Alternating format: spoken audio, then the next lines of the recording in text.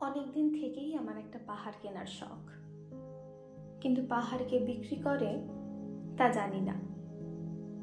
যদি তার দেখা পেতাম, দামের জন্য আটকাতো না।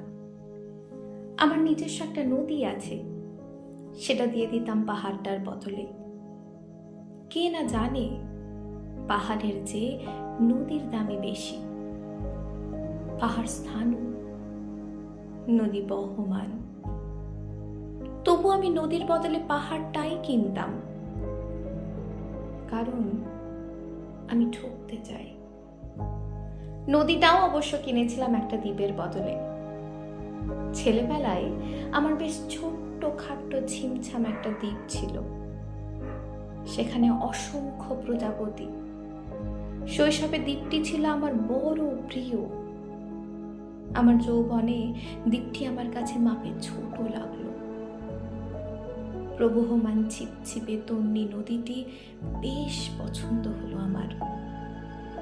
বন্ধুরা বলল, ওইটুকু একটা দ্বীপের বিনিময়ে এত বড় একটা নদী পেয়েছিস, খুব জিতেছিস তো মাইরি। তখন জয়ের আনন্দে আমি বিহ্বল হতাম। তখন আমি সত্যিই ভালোবাসতাম নদীটিকে। নদী আমার অনেক প্রশ্নের উত্তর দিত। যেমন, বলতো আজ সন্ধ্যাবেলা বৃষ্টি হবে কিনা? সে বলতো, আজ এখানে দক্ষিণ গরম হাওয়া। শুধু একটি ছোট্ট দ্বীপে বৃষ্টি, সে কি প্রবল বৃষ্টি, যেন এক উৎসব। আমি সেই দ্বীপে আর যেতে পারি না। সে জানতো, সবাই জানে, শৈশবে আর ফেরা যায় না। এখন আমি একটা পাহাড় কিনতে চাই। সেই পাহাড়ের পায়ের কাছে থাকবে গহন অরণ্য। আমি সেই অরণ্য পার হয়ে যাব, তারপর শুধু রুক্ষ কঠিন পাহাড়।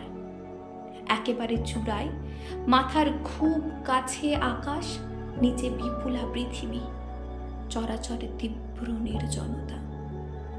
আমার কণ্ঠস্বর সেখানে কেউ শুনতে পাবে না। আমি ঈশ্বর মানি না, তিনি আমার মাথার কাছে ঝুঁকে দাঁড়াবেন না। আমি শুধু 10 দিককে উদ্দেশ্য করে বলবো, প্রত্যেক মানুষই অহংকারী।